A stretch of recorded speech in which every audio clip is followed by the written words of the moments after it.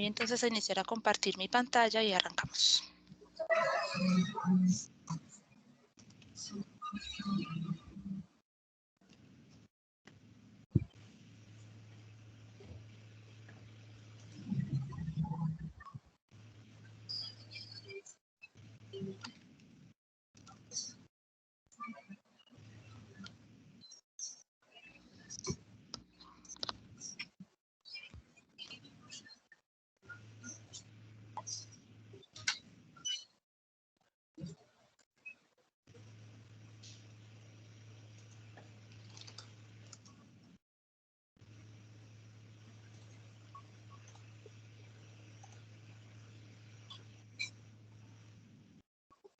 ¿Me confirman, por favor, que pueden ver mi pantalla?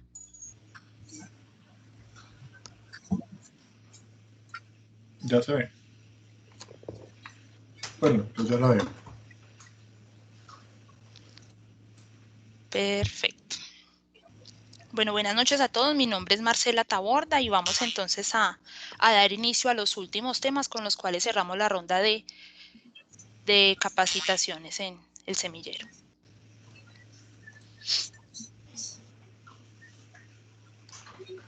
Permítanme un momento.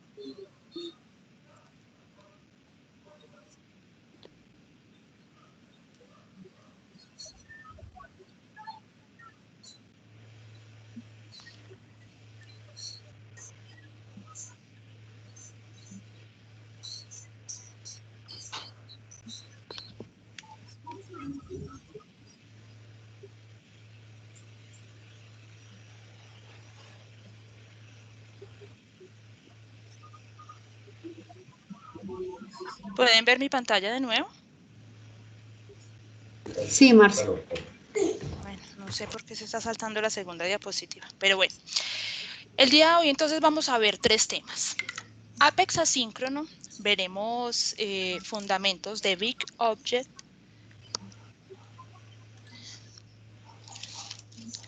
y veremos monitoreo de eventos. Bueno, antes de hablar entonces de Apex asíncrono, vamos a hablar un poco sobre la diferencia entre el Apex síncrono y asíncrono. Un proceso síncrono es aquel al que estamos acostumbrados normalmente. Es en donde todas las tareas se realizan secuencialmente, una tras otra, y todas cuentan dentro de una misma transacción. Y es aquellas en donde el usuario debe esperar en pantalla hasta que todas las tareas en secuencia finalicen para poder tener un resultado final.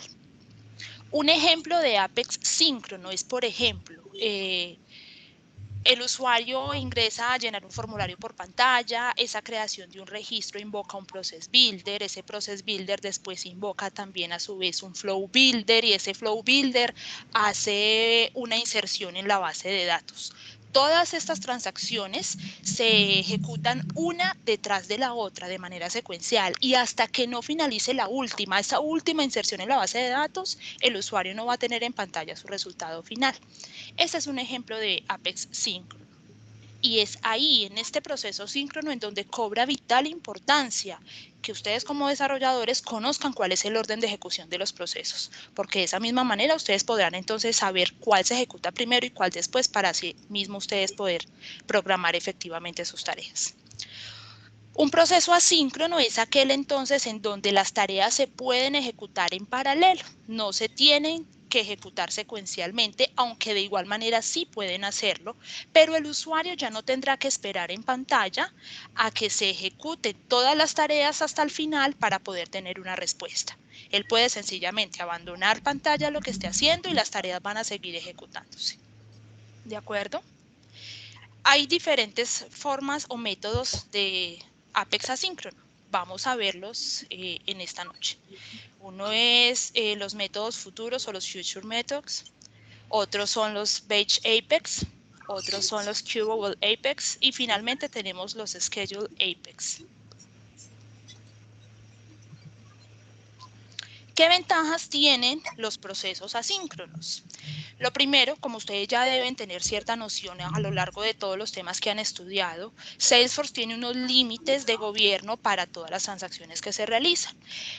Los procesos asíncronos permiten superar esos límites, ya que la capacidad para esos procesos o tareas es más amplia que para los procesos síncronos. Como les decía hace un momento, para estos procesos asíncronos el usuario no debe esperar en pantalla a que estos finalicen. Estos pueden seguir corriendo en un segundo plano. Otra gran ventaja que se tiene es que estos procesos asíncronos permiten ser programados en el tiempo de manera automática y con una frecuencia periódica, como lo vamos a ver más adelante. No son excluyentes. Los procesos asíncronos que les mencioné pueden llamarse entre ellos mismos. Y son ideales para procesos como llamadas a sistemas externos o procesamiento de grandes volúmenes de datos. Recordemos también que todo lo que se hace en pantalla, por ejemplo, las transacciones que se hacen desde una página Visualforce, tienen cierto límite de datos que se pueden procesar ahí en ese momento. Los procesos asíncronos, al tener unos límites de procesamiento superiores a los normales, permite procesar una mayor cantidad de datos. Vamos entonces a ver nuestro primer método o proceso asíncrono que se llaman los future methods. Lo que estamos viendo en pantalla es un ejemplo de cómo se declaran los métodos futuros. Es muy sencillo, basta con marcar el método con la anotación @future, como lo estamos viendo en pantalla. El callout igual a true no es obligatorio, no va en todas las veces. Y se utiliza es para hacer llamadas a servicios externos. Qué pena, están escribiendo que hay interferencia. ¿Todos me escuchan bien o todos me escuchan con interferencia?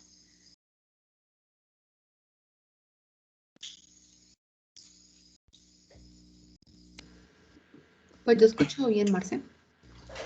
Bueno, de igual manera, regálenme por favor unos instantes, yo me paso a la red cableada. A ver.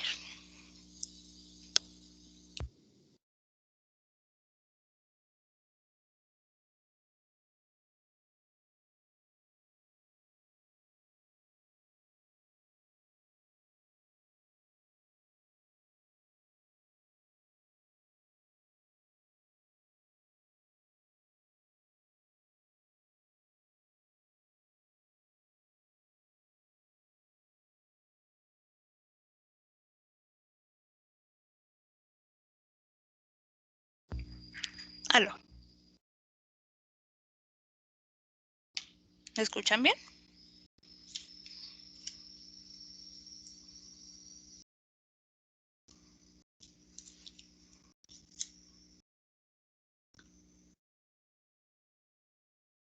Aló. Bien, Marce. Perfecto. Bueno, continuando entonces con los métodos futuros. Les mencionaba que un método futuro se identifica como tal con la anotación @future que se pone al método como tal. No a toda la clase, solamente al método. Pero hay ciertas restricciones para este tipo de métodos. Lo primero, un método futuro debe estar dentro de una clase global.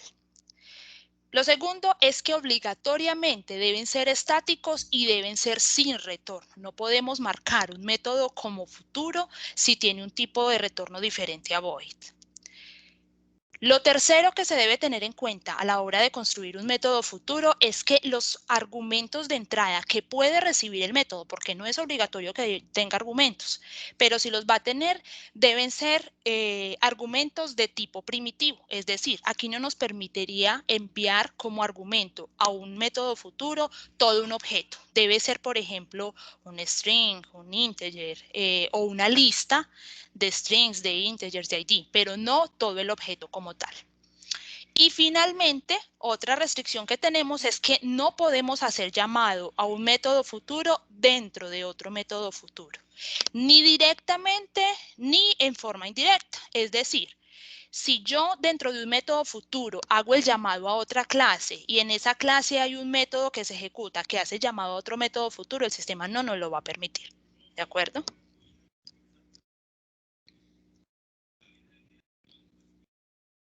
Cualquier consulta que vayan teniendo, por favor, me la van haciendo en su momento.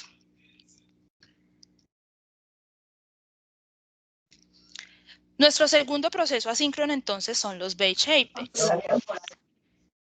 Los batch son procesos en donde se ejecutan una gran cantidad de registros y se hace por lotes. ¿Qué significa por lotes? Significa que el sistema automáticamente particiona la totalidad de los registros que debe procesar en lotes de 200 registros de manera automática, pero también es posible uno indicarle que los procese en lotes de menos cantidad de registros. Eso lo que permite entonces es que el mismo sistema, ya no ni siquiera tenemos nosotros como desarrolladores que pensar en hacer esa partición, el mismo sistema se autorregula procesando por lotes. ¿Qué particularidades tenemos a la hora de construir entonces un proceso asíncrono de este tipo? Lo primero es que la clase debe ser global y debe implementar la interfaz Batchable, como lo estamos viendo en pantalla en este momento. Lo segundo a tener presente es que las clases batch deben tener obligatoriamente estos tres métodos que estamos viendo en pantalla. El primero es el método start, que es en donde se ejecuta la consulta, cuyo retorno será una lista o una colección de registros que serán procesados dentro del segundo método, que es el execute. Y finalmente, un método finish. De estos tres métodos, el método finish, aunque es obligatorio declararlo, puede ir vacío. Si nosotros no necesitamos ejecutar absolutamente nada después de que se ejecute el método intermedio, el método finish puede ir vacío, como lo estamos viendo en pantalla. ¿Para qué puede utilizarse ese método finish? Por ejemplo, si después de que procesó todos los registros en el método execute, necesitamos que haga, no sé, una última inserción o un borrado de registros o que mande un correo electrónico como por ejemplo al administrador del sistema indicándole cuál fue el resultado de todo el proceso batch. Para eso sirve el método finish, pero no es obligatorio que deba llevar un contenido ese método. El método start, por el contrario, sí es obligatorio que tenga una consulta que se ejecute para que esa consulta arroje una colección de registros que van a ser iterados en el método execute. Si esa consulta que se ubica en el método start no arroja ningún resultado, no se ejecuta ni el método execute ni el método finish. Por eso es importantísimo cuando estamos construyendo un proceso de este tipo, asegurarnos muy bien que la consulta que generemos en el método start siempre nos retorne un resultado. Porque si no lo retorna, el método execute no se va a ejecutar y puede ser que allí hay cosas que necesitamos obligatoriamente sí o sí que se ejecuten. Entonces, siempre debemos asegurarnos que ese retorno del método start sí tenga una lista con tamaño mayor a 0. Como podemos ver entonces, la sintaxis para construir ese primer método es tal cual como la ven en pantalla. El retorno es de tipo database, query locator y podemos hacer de una vez en la misma línea del retorno, enviar la consulta que necesitamos, de la manera que estamos viendo en pantalla. El método execute, entonces, tiene una sintaxis particular porque también invoca un contexto vegetable context, como lo estamos viendo en pantalla, y recibe a su vez la lista de registros que viene del primer método o método start.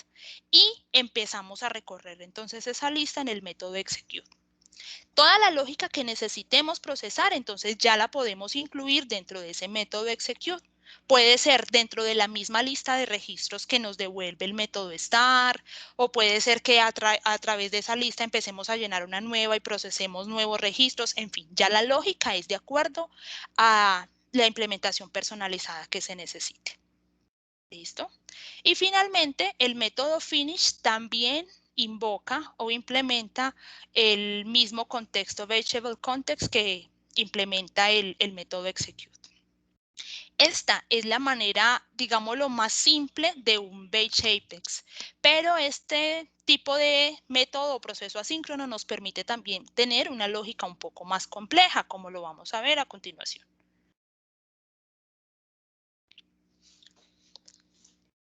Este tipo de clases también nos permiten tener un constructor, por ejemplo, que nos reciba ciertos parámetros de entrada por constructor. ¿Para qué nos sería útil, por ejemplo, esta forma de implementación de la clase Batch Apex?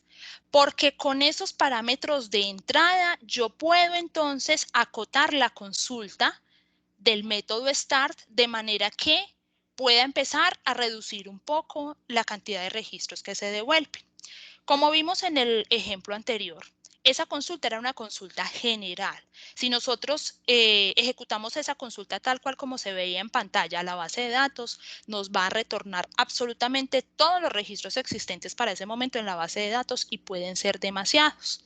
¿Sí? Recuerden que cuando se construyen consultas, y esto no es solamente en Salesforce, la idea es poder tener una consulta con condicionales de manera que nos permita exclusivamente retornar los registros que realmente necesitamos y no registros innecesarios. Entonces, de esta manera podríamos utilizar un constructor en la clase Batch Apex para recibir esa lista de parámetros contra los cuales podríamos limitar la consulta de los registros que necesitamos devolver y finalmente procesar. ¿De acuerdo?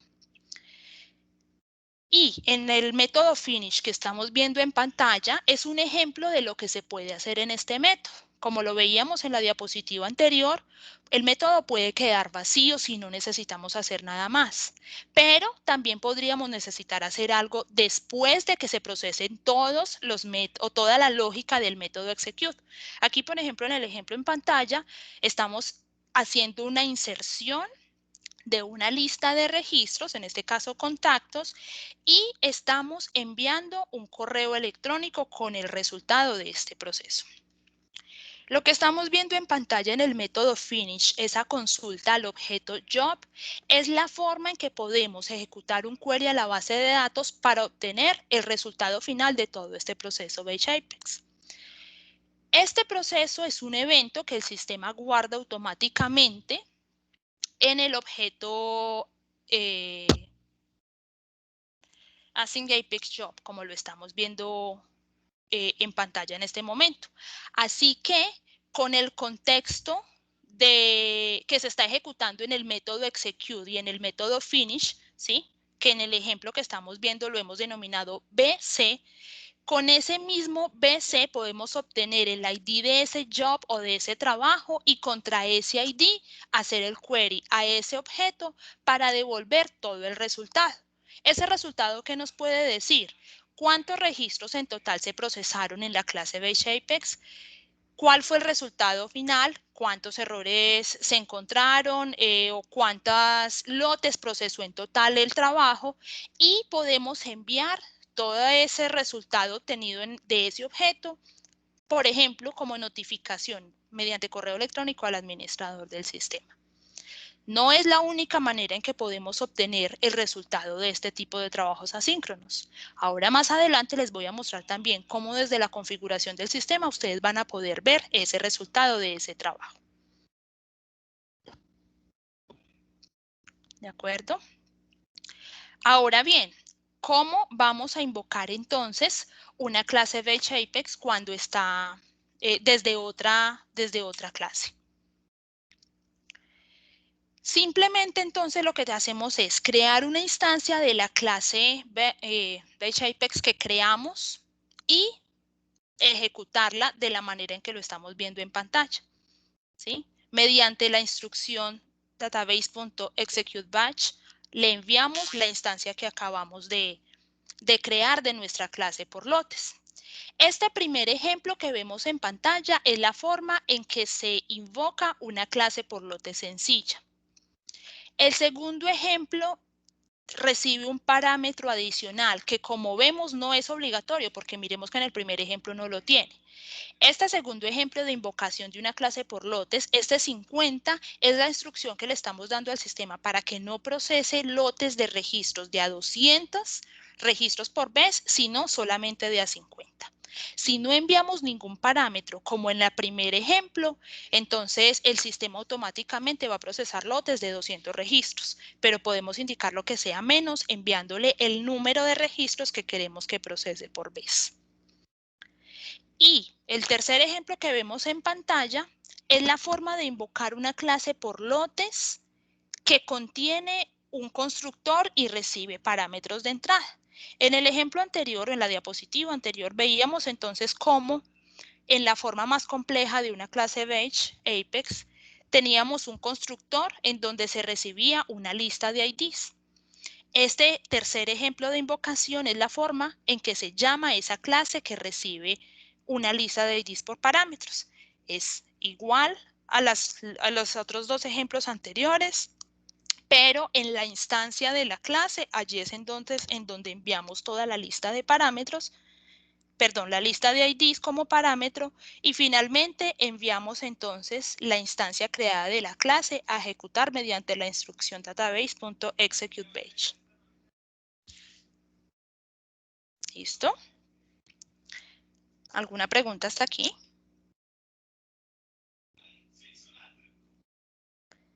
Continuemos entonces. Tenemos nuestro tercer proceso asíncrono, que es el Queuable Apex, y es el trabajo por colas. Podríamos ver este tipo de proceso como un proceso intermedio entre los métodos futuros y entre los métodos por lotes. Como podemos ver, su sintaxis para construir una clase de este tipo es muy similar a las clases BaseApex, pero aquí, si lo comparan con la anterior, no tenemos los tres métodos que sí tenemos en la clase por lotes. Aquí solamente tenemos el método execute. ¿Listo? ¿Qué diferencia principal hay entre este método y el que acabamos de ver? Es que el método anterior, el mismo sistema autoparticiona los registros a procesar en lotes. Aquí no hay partición, todos se ejecutan en un solo lote. Su construcción o su sintaxis es muy similar. Entonces veamos que es una clase global que implementa otra interfaz diferente. Ya no es la interfaz Batchable, sino Queuable. Y este tipo de clases o de procesos asíncronos también puede tener un constructor con parámetros de entrada. Solamente entonces es obligatorio implementar el método execute, que a su vez implementa el contexto Queuable Context. Y en ese método es donde procedemos a ubicar toda la lógica necesaria para los procesos o tareas que necesitamos realizar. ¿Cómo se invoca una clase por colas? De igual manera que se invocaba la clase BaseApex, pero aquí la instrucción es database en CubeJob. En vez de database Batchable Context, aquí ejecutamos mediante otra instrucción, pero la construcción, miren que es muy similar. ¿De acuerdo? Bueno, con base en las diferencias entre estos dos métodos, el método anterior, el método BaseApex, pues nos permite procesar una gran cantidad de registros, ¿sí? Algo importante que pasé por alto hace un momento con el método anterior es que la clase se llama solamente una vez. El método start y el método finish solamente se ejecutan una vez, más el método que se ejecuta repetidamente de acuerdo a la cantidad de lotes que necesite procesar es el método execute. Si uno de esos lotes llega a fallar, no hace rollback a los lotes anteriores que ya se hayan procesado correctamente. Recordemos que en un método o en un proceso síncrono, como todas las tareas se ejecutan en forma secuencial y cuentan dentro de una misma transacción, si en todas esas tareas una de ellas falla, se hace rollback a toda la transacción en general. Los métodos asíncronos, en cambio, no. Por ejemplo, en el método Batch Apex, si uno de los lotes de 5 en total que procesó llega a fallar, los otros 4 persistieron correctamente en la base de datos, solamente el quinto lote, que fue el que presentó fallas, es el que no se guarda, pero los demás no hacen ningún rollback. ¿De acuerdo?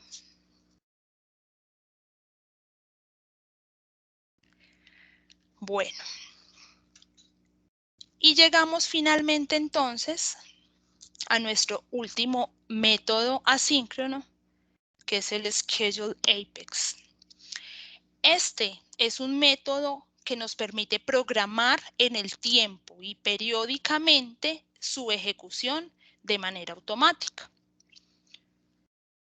Su sintaxis es muy similar al método anterior, al método por colas de Apex, pero entonces miremos que aquí la interfaz que implementa es la interfaz ScheduleAble. Y al igual que el proceso de colas, solamente ejecuta el método execute. ¿Listo?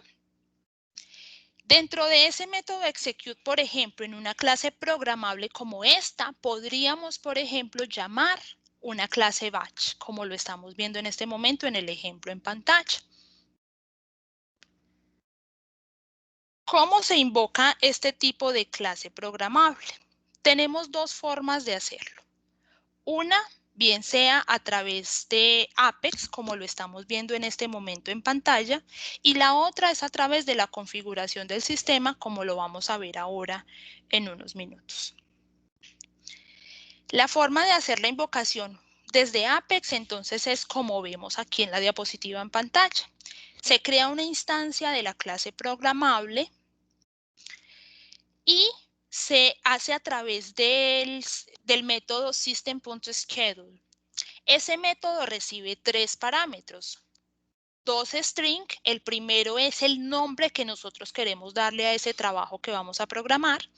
El segundo es el string que determina cuántas veces se va a ejecutar ese trabajo. Y el último es la instancia de la clase programable que el sistema debe ejecutar.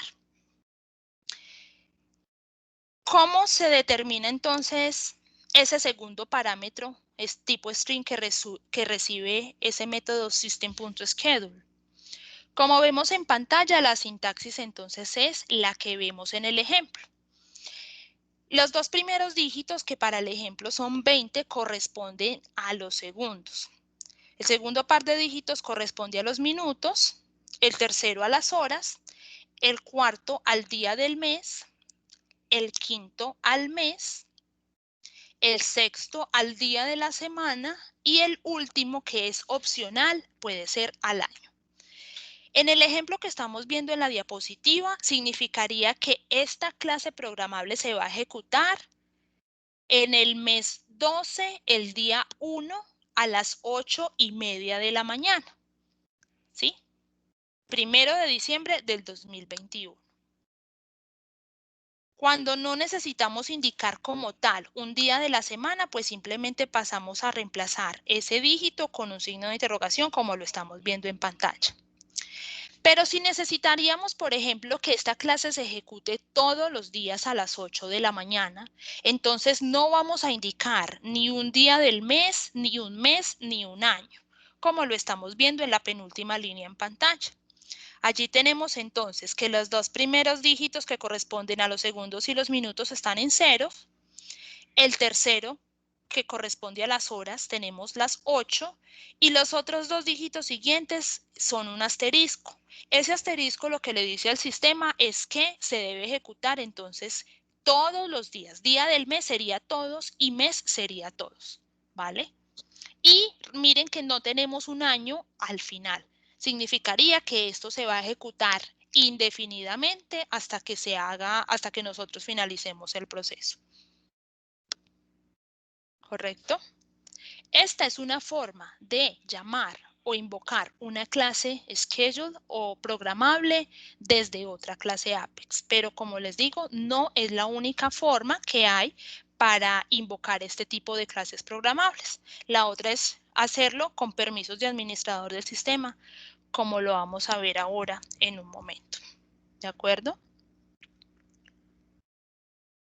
¿Tienen alguna pregunta hasta el momento?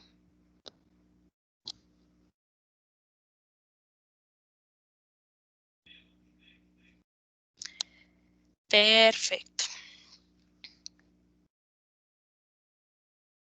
Bueno, vamos entonces, voy a cambiar de pantalla para mostrarles.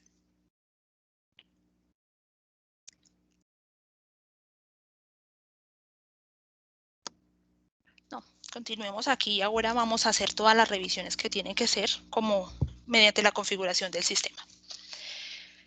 Bueno, llegamos entonces a nuestro segundo tema de la noche, que es el monitoreo de los tipos de eventos, también conocido como Event Monitoring.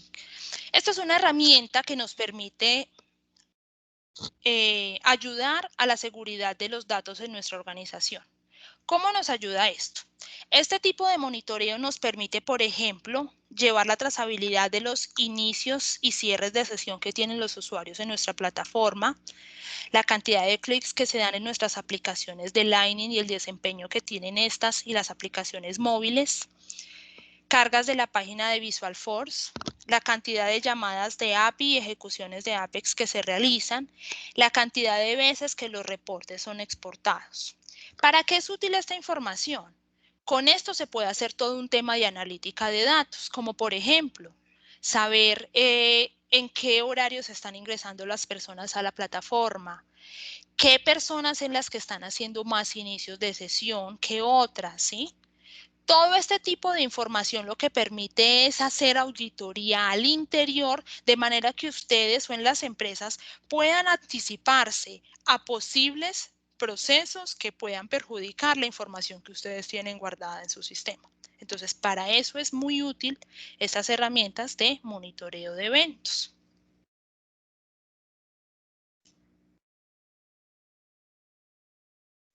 ¿Cómo se realiza ese monitoreo? Todos los eventos, Salesforce los almacena en archivos de registro de eventos, ¿sí? Que están disponibles en la organización para consulta después de 24 horas.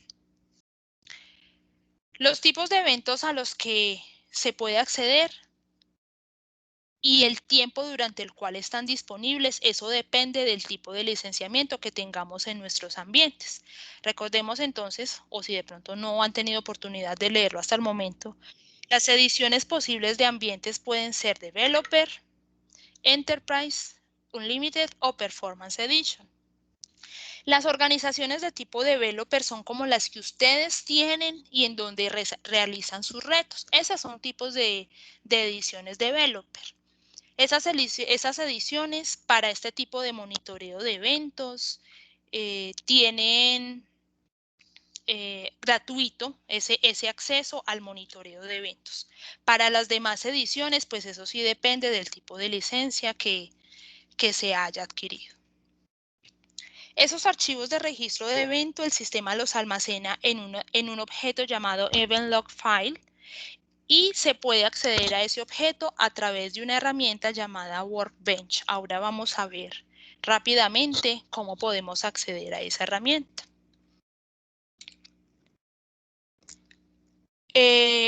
Recordemos o tengamos presente que una cosa es acceder al archivo, ir a consultarlo, y lo otro es cuánto tiempo está disponible ese archivo ahí después de que lo consultemos para poderlo consultar a futuro, ¿sí? Entonces son dos cosas diferentes y tienen límites diferentes también. Y finalmente, tengan presente que en Salesforce todo se mide a través del licenciamiento.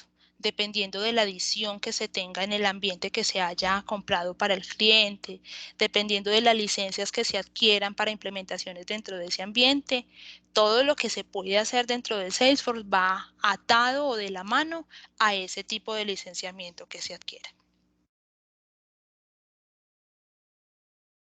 Bueno, y finalmente tenemos entonces los Big Objects. Los Big Objects son unidades de almacenamiento cuyo comportamiento y estructura es prácticamente igual a los objetos normales, pero permiten procesar una cantidad masiva de datos. Estamos hablando de miles de millones de datos. Al igual que los objetos normales, pueden ser de dos tipos, estándar o personalizados. Recordemos que los objetos estándar, y en este caso los Big Object estándar, son aquellos que Salesforce siempre trae por defecto con cada adición de ambiente que se aprovisiona. Salesforce, por ejemplo, ¿para qué utiliza los Big Objects estándar?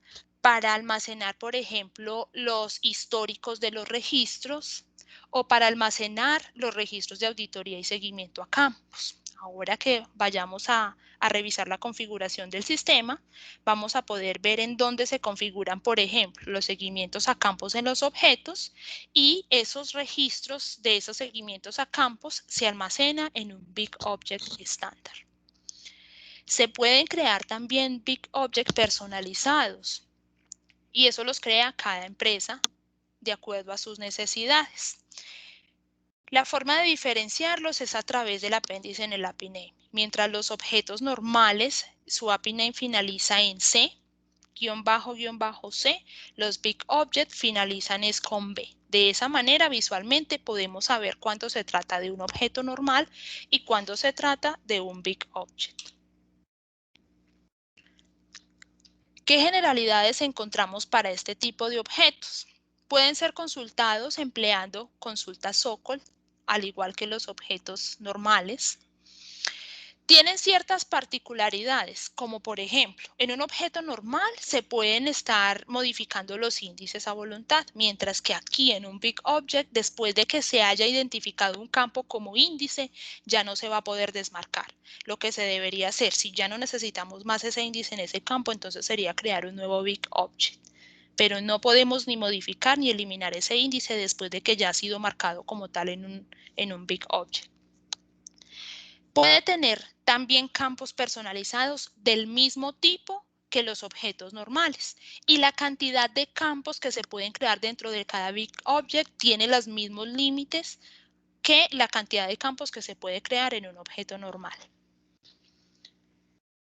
Aunque los Big Objects personalizados, como les decía, se incluyen dentro de cada licencia de ambiente que se aprovisiona, el tipo de consulta síncrona que se puede hacer a ellos sí depende del tipo de licenciamiento adicional que se adquiera para el ambiente en particular de una empresa. Al igual que con los objetos normales, a los Big Object también se pueden hacer carga de datos mediante archivos CSV a través del cargador de datos o se puede hacer directamente a través de APIs. Y finalmente, algo muy particular de los Big Object es la forma de construir los queries que se van a hacer hacia esos objetos. Mientras que para los objetos normales no es obligatorio, por ejemplo, en una consulta utilizar los índices que se tiene para el objeto. Para los Big Objects sí es obligatorio. Es obligatorio que si se tienen 3 índices, los 3 índices siempre se tienen que indicar en la consulta. No se puede indicar ni uno ni dos. Deben ser todos los que se tengan indicados para ese objeto. También se tiene una particularidad en que los queries hacia los Big Objects, las condiciones, por ejemplo, para filtrar la cantidad de registros a devolver, tienen ciertas particularidades. Solamente el último índice de la consulta es el que puede tener comparaciones como mayor o igual, menor o igual, que contenga. Los índices anteriores al último que se indica en la consulta solamente pueden tener la comparación igual, nada más. ¿Correcto?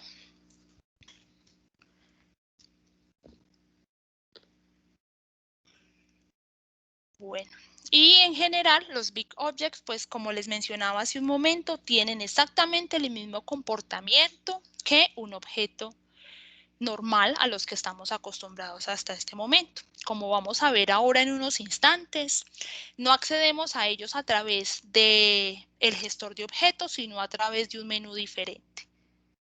Pero la construcción, después de llegar a ese menú para crear un nuevo Big Object, pues es el proceso igual al que ya estamos acostumbrados para crear objetos normales.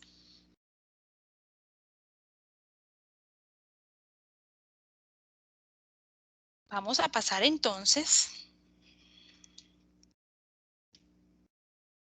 a mirar un poco ya en la práctica los temas que hemos visto.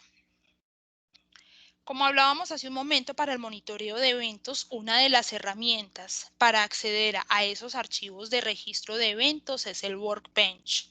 Workbench es una herramienta que Salesforce dispone en forma gratuita para utilizar mediante un navegador web. Esta es la URL, la URL mediante la cual se puede acceder a la herramienta. Aquí entonces el sistema nos indica seleccionar los datos del ambiente con cual vamos a hacer conexión, si un ambiente de producción o un ambiente de sandbox. Las instancias que ustedes tienen de tipo developer y en la cual hacen todos los retos y los entregables que han generado hasta el momento para este semillero, ustedes pueden ingresar a través de un ambiente de producción. Ese tipo de instancias developer se cuenta como si fuera un ambiente de producción. Y tenemos la versión de la API, ¿sí? Aquí están disponibles todas las versiones por las cuales se puede acceder. Lo recomendable es tratar de utilizar siempre la última o una de las últimas. Listo.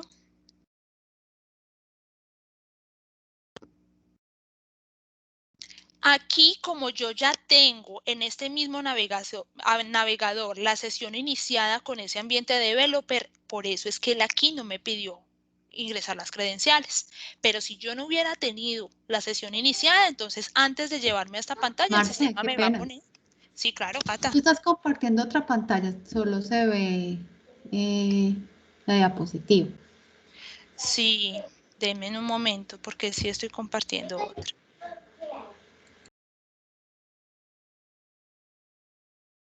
Voy a dejar de compartir y regreso.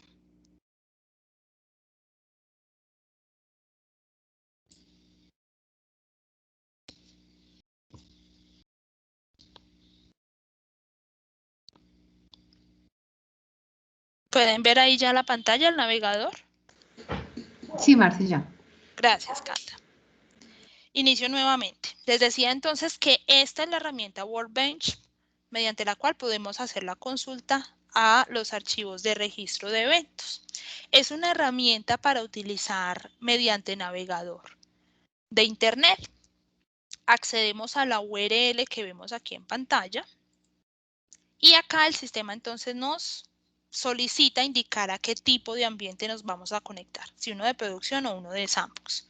Como les mencionaba hace unos instantes, si ustedes van a conectarse con el ambiente developer que ustedes tienen aprovisionado y en las cuales están haciendo los retos, ese cuenta como un ambiente de producción, entonces ahí seleccionan ambiente de producción. Y en la versión de API, pues la lista nos muestra una gran cantidad de versiones disponibles, pero lo recomendable siempre es utilizar la última o una de las últimas para conectarnos. Les mencionaba también que como yo ya tengo acá sesión iniciada en el mismo navegador, en el ambiente developer, por eso acá él ya no me pide ingresar las credenciales. Pero si yo no tuviera sesión iniciada acá, antes de llevarme a esta pantalla, el sistema me va a indicar o me va a solicitar que ingrese el nombre de usuario y la contraseña, que son los mismos con los cuales yo accedo a mi ambiente developer. Aquí entonces, para consultar ese archivo de registro de eventos, lo que vamos a hacer es decirle acá que vamos a hacer un SQL query y aquí es en donde vamos a indicar cuál es el objeto al cual queremos hacer query. ¿Sí? El que veíamos hace un momento, del cual les hablaba, es este del event log file. ¿Listo? Aquí, pues entonces ya el sistema nos permite seleccionar otra cantidad de opciones o construir directamente la consulta a pedal.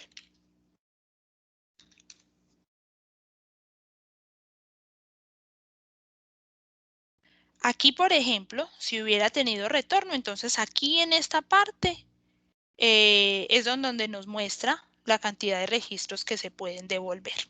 Ahora bien, esta herramienta de Workbench no es exclusivamente para consultar ese objeto de registros de eventos. Como podemos ver acá, si nos devolvemos un poco, aquí podemos hacer, por ejemplo, queries hacia otros objetos también, no solamente este. Objetos tanto estándar como objetos personalizados, ¿sí? Aquí también esta herramienta nos permite hacer migración de datos, ¿sí? Hacer consultas, pero también hacer deploys entre ambiente. ¿Listo? En este momento pues no vamos a entrar en detalles, pero pues sí es bueno que ustedes lo conozcan y sepan que Salesforce tiene diferentes herramientas y que no es exclusivo que tengamos que hacer, por ejemplo, nuestras consultas o migraciones directamente desde la aplicación. Hay herramientas externas propias de Salesforce también, con las cuales podemos hacer conexión hacia nuestros ambientes y nos permiten también hacer ese tipo de actividades. Y tenemos también otra herramienta que Salesforce pone a disposición, llamado el EventLog File Browser. También se accede a través de un navegador web. Esta es la URL de acceso. Hacemos login con las credenciales. Y aquí, por ejemplo, esta sí es exclusiva para monitoreo de eventos, mientras que el Workbench nos permite hacer otro tipo de queries y otro tipo de actividades. Esta sí es exclusiva para el monitoreo de eventos. Aquí podemos ver, por ejemplo, a qué tipo de eventos podemos hacer seguimiento. ¿Cuál es la diferencia? Digamos que acá nos permite descargar un archivo grande y pues tendríamos que entrar a abrir ese archivo que generalmente es un comprimido y empezar pues como a leerlo y a clasificar los eventos, ¿sí? Digamos que esa es algo que le resta puntos, pero algo que le suma puntos a esta herramienta es que nos permite hacer muchas otras cosas, no solamente registro de monitoreo a registro de eventos. Esta herramienta sí es exclusiva para hacer monitoreo a los eventos, pero en contraste sí nos permite tener como una interfaz un poco más intuitiva para hacer seguimiento a eventos puntuales. Por ejemplo, los callouts de Apex, llamadas a sistemas externos, la cantidad de veces que se ha ejecutado un dashboard, la cantidad de veces que se han hecho login o que se ha hecho logout, ¿sí? La cantidad de veces que se han ejecutado los reportes. Entonces miremos que esta segunda herramienta, aunque es exclusiva para monitoreo de eventos, pues sí me permite entonces aquí generar un archivo ya un poco más detallado con lo que yo necesite. ¿Listo? Y de igual manera, pues aquí entonces tengo disponible el archivo para descargarlo. Y ya de descargarlo, pues entonces empieza a hacer la revisión y a hacer el monitoreo. Salesforce cuenta también con otras herramientas propias de Salesforce que nos permite hacer analítica a todos esos datos que se descargan a través de estos sistemas de monitoreo de eventos, ¿sí? Recordemos que Salesforce tiene su propia tienda de aplicaciones que es el App Exchange. Allí hay unas aplicaciones que son gratuitas, otras que son con pago, pero son aplicaciones que son exclusivas para Salesforce y nos van a permitir complementar muchísimo las funcionalidades que tengamos. ¿De acuerdo? Ahora bien, volvamos entonces aquí al gestor de objetos. Los Big Object, como les mencionaba hace un momento, aunque su estructura es similar a los objetos normales, no se crean ni se consultan desde el gestor de objetos. Los Big Object se crean y consultan desde el menú de inicio de configuración en el menú llamado Big Objects.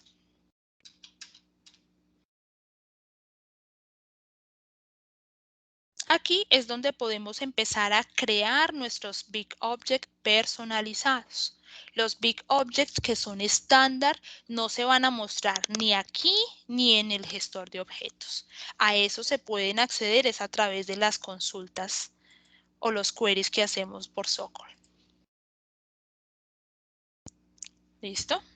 Como podemos ver, aunque el menú al cual llegamos para crear un Big Object es diferente a los objetos normales, a la hora de crearlos pues ya es muy similar. Tenemos nuestro label en singular y en plural para el objeto. Sabe indicar si es femenino o masculino. El API name del objeto, que recordemos como lo vimos hace un momento. Este API name de un Big Object, a diferencia de los objetos normales, no va a terminar en __C, sino en __B. ¿De acuerdo? Y al igual que nuestros objetos normales, bueno, no, creo que los objetos normales, si la memoria no me falla, no tienen este estado de implementación. Los Big Objects sí los tienen. ¿Y qué nos permite esto? Que mientras tengamos un estado de implementación en desarrollo, podemos seguir haciendo las modificaciones que necesitemos. Pero una vez ya dejemos el estado como implementado, ahí es cuando ya no nos va a permitir, por ejemplo, modificar alguno de los índices que hemos creado para nuestro Big Object personalizado. ¿De acuerdo? Bueno. Vamos a mirar también cómo se invoca una clase programable por configuración del sistema. Como lo vimos hace un momento en las diapositivas, una de las formas de invocar una clase schedule era a través de Apex, con código Apex, pero también se puede invocar a través de la configuración del sistema.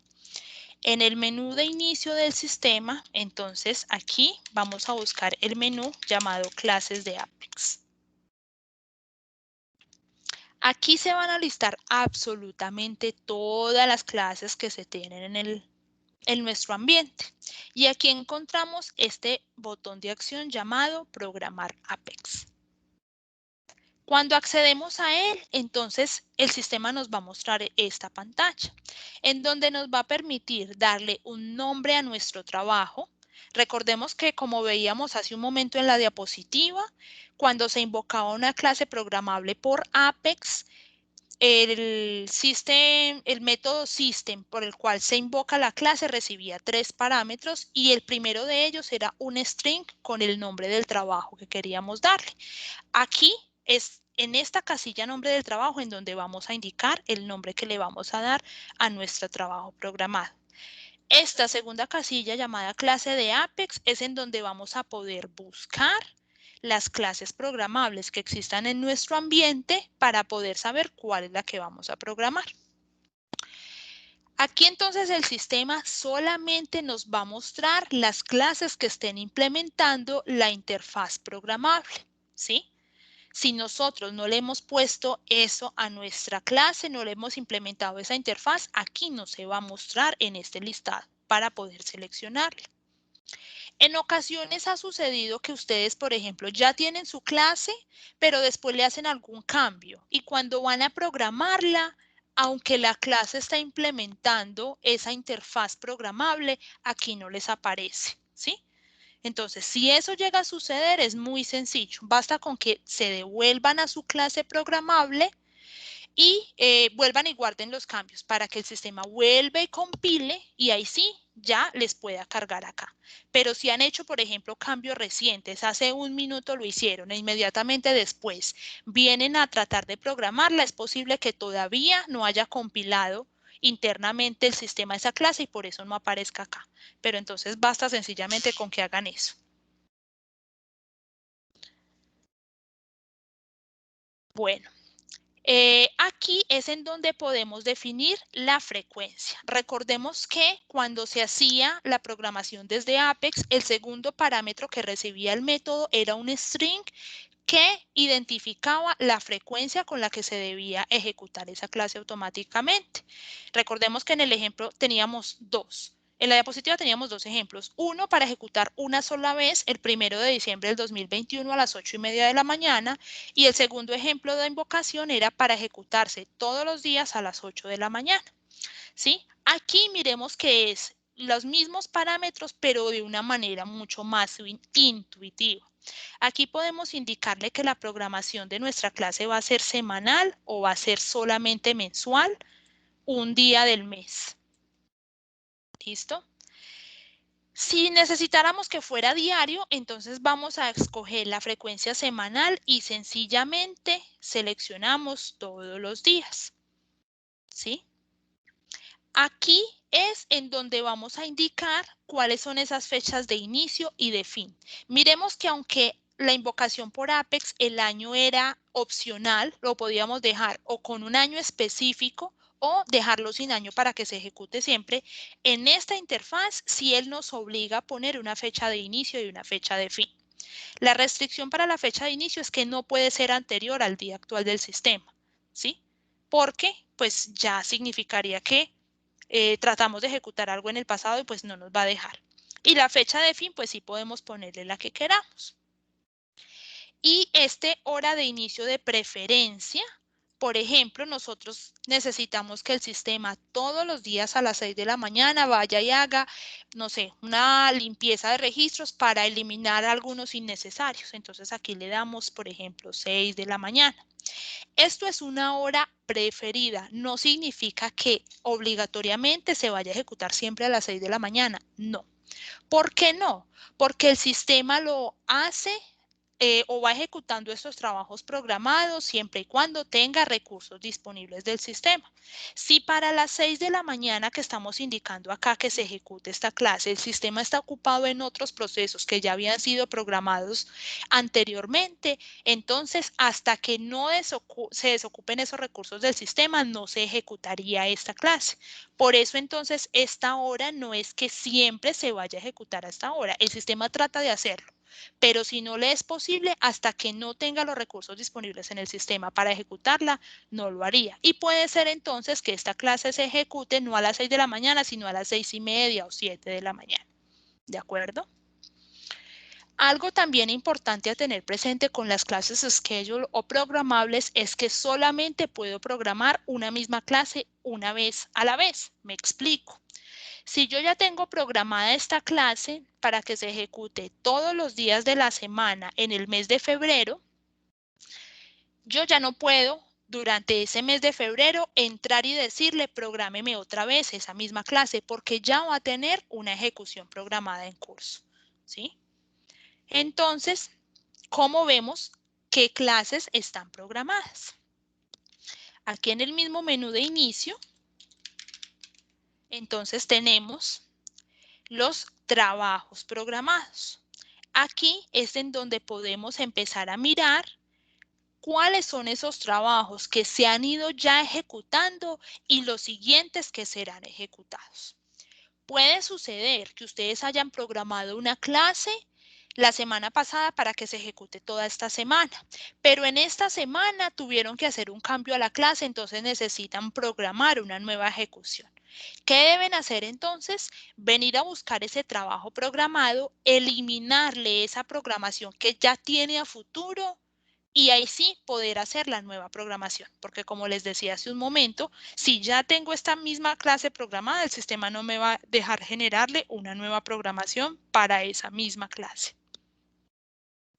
¿De acuerdo? Hay algo también importante que ustedes tengan en cuenta con las clases programables y es que si yo tengo una clase ya creada, programable, y ya la tengo como trabajo programado de Apex, el sistema no me va a permitir hacerle modificaciones por código a esa clase. Porque cuando yo voy a tratar de guardar los cambios, el sistema me va a decir, no se puede guardar porque la clase está programada como trabajo. Allí es en donde les digo que tendrían que venir a eliminar esa programación para que ahí sí ya el sistema les permita hacer las modificaciones por código en su clase y puedan volverla a programar. ¿Sí? Dentro de las buenas prácticas, hay una forma en que nosotros podemos obviarnos ese paso de tener que venir, eliminar la clase para que nos deje hacer cambios y volverla a programar. Y es crear una segunda clase que también implementa la interfaz programable. No voy a entrar en detalles ahora a mostrárselos, pero sí quiero que sepan que hay una manera de hacerlo, para que cuando les llegue el momento, pues sepan que lo pueden tomar esa vía. Esta segunda clase también implementa la interfaz programable y tiene un método llamado iSchedule. Y ese método es el que a su vez se encarga de llamar mi clase inicial programable, que es la que contiene toda la lógica que se debe ejecutar. Pero como trabajo programado, entonces yo no llamaría la primer clase que contiene toda mi lógica, sino la segunda clase que actúa como una clase fachada. ¿Para qué se hace esto? El sistema recibe como trabajo programado esa segunda clase o clase fachada que solamente tiene un método llamado iSchedule. Y solamente cuando llegue el momento exacto de la ejecución es que el sistema va a saber cuál es esa segunda clase, que es la que contiene la lógica y la cual se debe como tal ejecutar. Entonces, de esa manera, yo, aunque sí tenga mi clase fachada programada como trabajo, la clase que contiene la lógica sí me va a permitir hacerle modificaciones. Porque para el sistema no va a ser la clase con la lógica la que está programada como trabajo, sino la clase fachada. ¿De acuerdo? Entonces, eso es, digamos que un pequeño truco de buena práctica, podríamos verlo así, en caso de que necesitemos hacer cambios a nuestra clase programable y que no nos toque eliminarlo, el trabajo ya programado con anterioridad. ¿De acuerdo? ¿Alguien tiene de pronto alguna pregunta?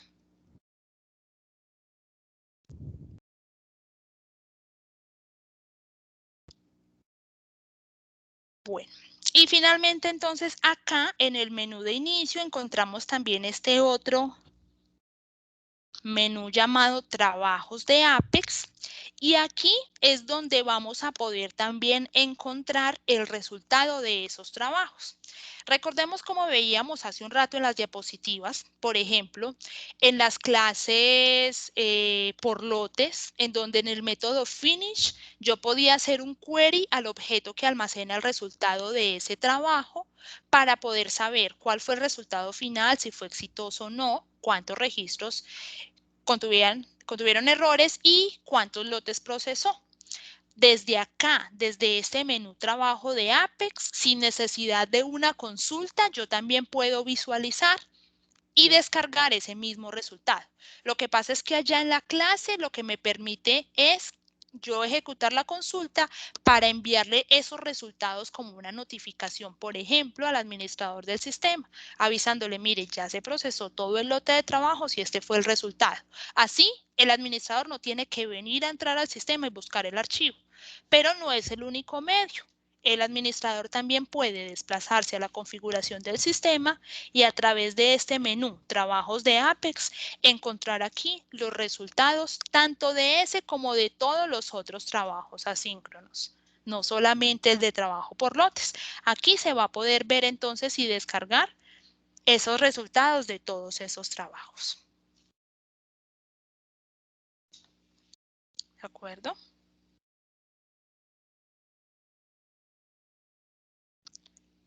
¿Alguien tiene alguna otra pregunta?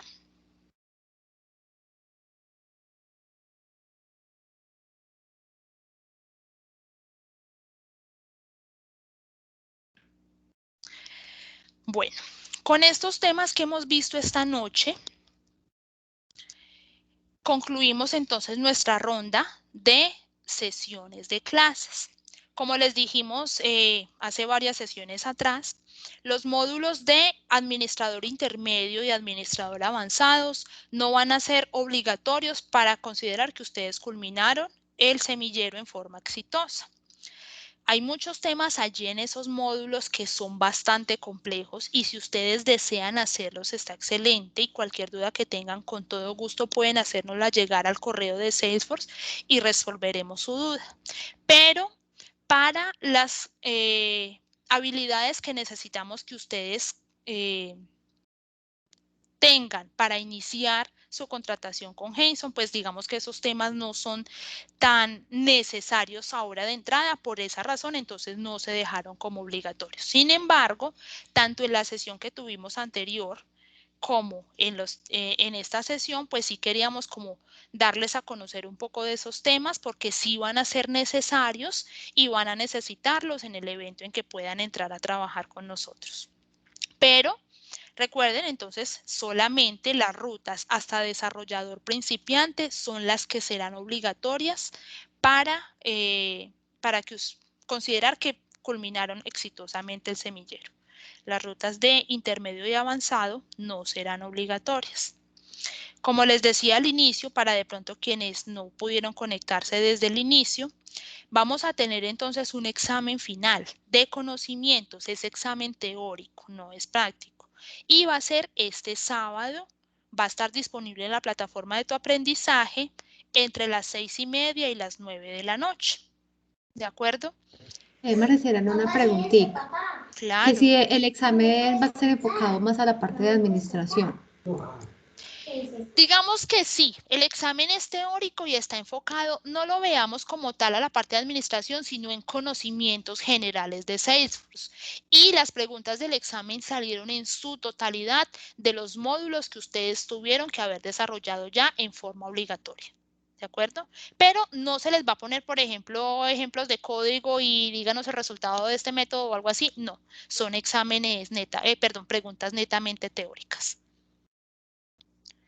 Si de pronto algo cambia en la programación del examen, les estaremos dejando saber entre mañana y el sábado en la mañana. Pero si no es así, si no reciben ninguna comunicación al respecto de nuestra parte, entonces en la plataforma de tu aprendizaje, el día sábado a partir de las 6:30 de la noche, estará disponible para que puedan entrar a hacer el examen en forma individual.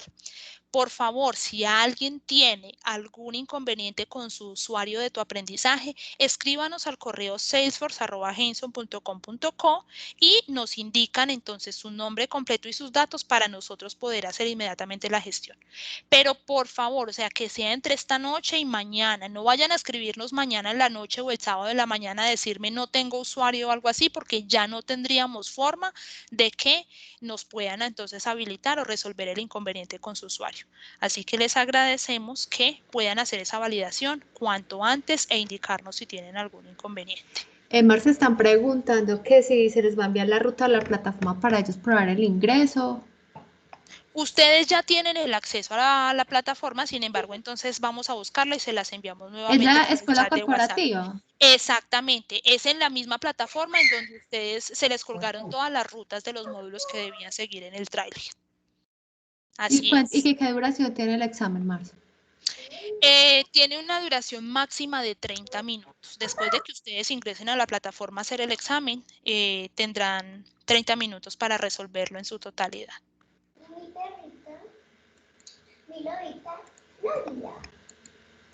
¿De acuerdo? Recuerden también entonces que vamos a tener nuestro cierre del semillero la próxima semana.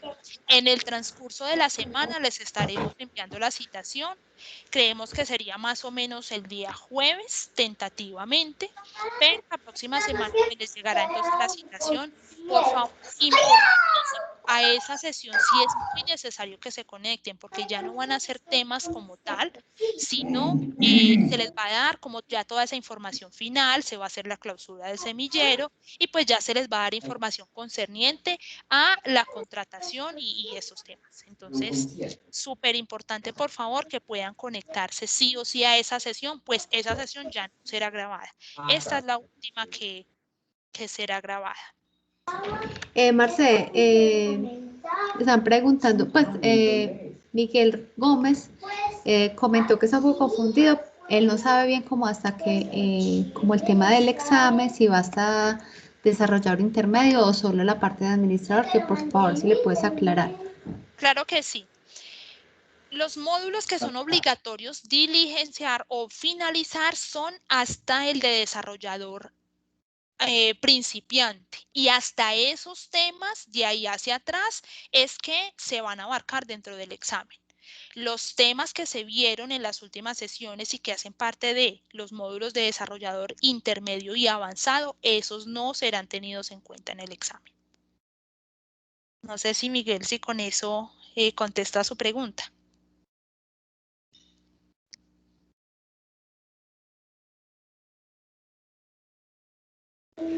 Sí, Marce, sí, ya quedó contestada.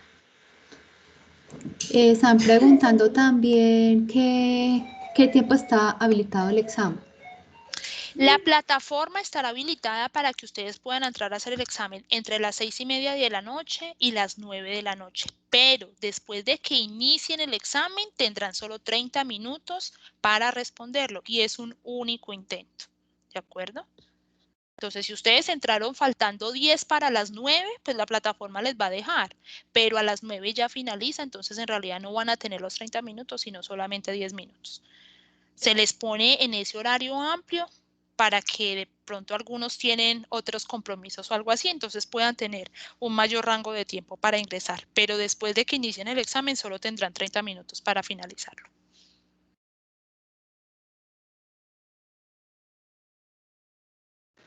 ¿Que cuándo se van a entregar los resultados del semillero? Para saber quiénes aprobaron y quiénes no. La próxima semana, en nuestra sesión de cierre, allí entonces ya se les indicará por qué medio se les dará la noticia a quienes vayan a ser contratados y cuándo inician su proceso de contratación. Pero entonces ya la próxima semana, en esa sesión de cierre, ahí ya les dirán cuándo, pero yo creo que sería más tardar la semana siguiente a esa, es decir, posterior al 5, como para la segunda semana de febrero. Ya deben estar teniendo noticias los que vayan a ser finalmente contratados. Sin embargo, eso se los confirmarán en nuestra sesión de cierre la próxima semana.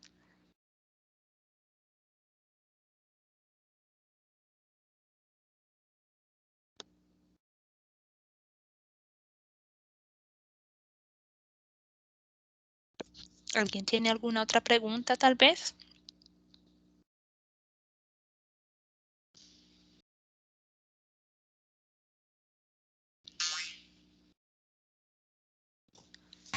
Está preguntando Diego López cuándo es el examen, que no pudo escuchar porque se le cayó. Claro que sí.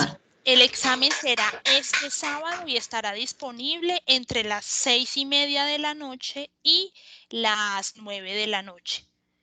Entre ese tiempo va a estar la plataforma abierta, pero el examen tiene una duración de 30 minutos solamente.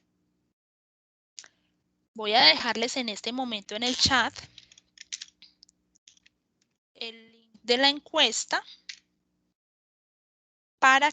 de la asistencia para que me la diligencien. Les va a estar llegando también en los siguientes días a sus correos una encuesta final de satisfacción. No va a contar esa encuesta como asistencia, es simplemente una encuesta pequeña y corta en donde queremos recopilar la retroalimentación de parte de ustedes respecto a todo el semillero en general. Si ustedes tienen conocidos de pronto que iniciaron con nosotros el semillero, pero por diferentes motivos no pudieron continuarlo, de igual manera les agradecemos que les extiendan ese correo para que ellos también diligencien la encuesta. Esto nos va a permitir a nosotros tener ese feedback de parte de ustedes para los próximos semilleros que se realicen. De igual manera, la invitación es a que sigan continuando su autocapacitación en Salesforce. Como se los hemos mencionado a lo largo de todas las sesiones, Salesforce tiene una amplia gama de recursos disponibles en Internet para autocapacitarse en todos los temas de Salesforce.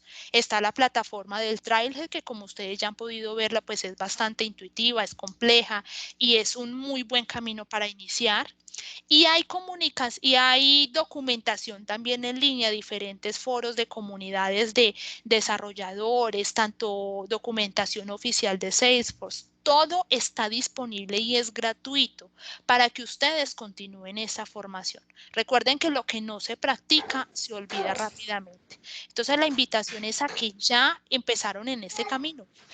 En las universidades ni en ninguna otra parte les enseñan esta tecnología. Entonces aprovechen que ustedes ya iniciaron un camino y sigan en él, así sea, no porque se vayan a dedicar de lleno, pero al menos para que lo vayan conociendo, que muy seguramente en algún momento les podrá abrir puertas, bien sea en esta o en otra empresa. Entonces la invitación es esa, que se sigan capacitando en temas de Salesforce. Marce, están preguntando también cuáles van a ser como los ítems que se van a tener en cuenta para la contratación, si solo el trailing head y el examen o también el proyecto, si van a haber más exámenes. Exámenes solamente vamos a tener el del sábado, de ahí saldrá una nota y tenemos los 2 entregables que ustedes ya han hecho, el del 27 de diciembre y el de esta semana, de ahí también tenemos otras 2 notas y la evaluación de los módulos que ustedes tuvieron que haber desarrollado en el Trailhead. Las asistencias no se van a tener en cuenta como una nota porque pues desde el principio se les indicó que no era completamente obligatorio que tuvieran que estar en las sesiones en vivo. Para eso entonces tienen las grabaciones para quienes no hayan podido conectarse a la sesión puedan igual verla después. Entonces de las asistencias no se tomará nota, pero sí de los módulos que tuvieron que haber desarrollado, de las entregas que se les pidieron, las 2 entregas y del examen que tendrán el sábado. Adicional, quieren saber cómo va a ser la valoración, que si tiene algún porcentaje, qué porcentaje tiene el examen, los proyectos y el trailhead. Obviamente sí tienen un porcentaje, pero no los evaluamos nosotros como instructores que fuimos del semillero. Ya de eso se encargan otras personas al interior de la empresa, pero sí, cada uno va a tener pues un peso. Lo que no sabría decirles es si todas las notas tienen el mismo peso por igual o unas tendrían mayor nota que otras. No tendría cómo asegurarles eso en este momento.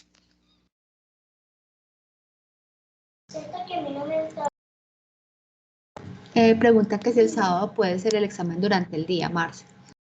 No, en el día no se va a habilitar la plataforma, solamente a partir de las 6:30 de la tarde, eso sería como lo más temprano, sería que a esa hora quienes tienen inconveniente pudieran conectarse a realizarlo.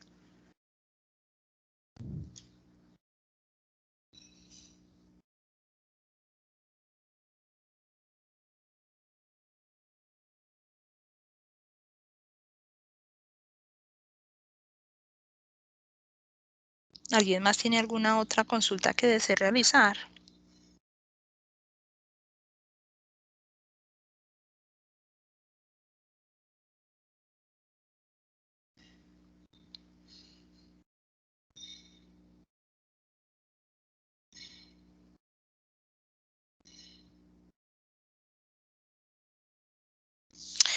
Bueno, si no hay más preguntas, entonces con esto ya nos despedimos. A nombre de todos mis compañeros, quiero felicitarlos por haber llegado hasta acá. Iniciaron muchas personas, finalizaron muy pocas, pero muchas felicitaciones a todos los que llegaron hasta este punto. Las entregas han sido muy buenas, en general el nivel ha sido muy bueno y es algo que es muy grato para nosotros. ¿Cuántos se escogerán para la contratación? Esa duda se la resolverán en la sesión de la siguiente semana, que recordemos que es ya la clausura como tal del semillero. Allí ya les dirán cuántas personas van a ser contratadas. De igual manera, pues, sus datos quedan con nosotros. Vamos a tener otros semilleros de formación para que, por favor, entonces corran la voz con otras personas interesadas y puedan entonces, si no pudieron en esta primera oportunidad, hacer parte de nuestro segundo semillero. Muchísimas gracias por haber asistido a nuestras sesiones. Esperamos hayan aprendido un poco y sobre todo que hayan tomado gusto por esta tecnología y bueno, nos vemos entonces o nos charlaremos la próxima semana. De igual manera recuerden el correo salesforce@henson.com.co. Alguna duda que tengan, con todo gusto pueden hacerla llegar por ese medio y le responderemos a la mayor brevedad posible. Gracias a todos, feliz noche y les estaremos enviando los siguientes días el agendamiento para la clausura. Feliz noche a todos, gracias.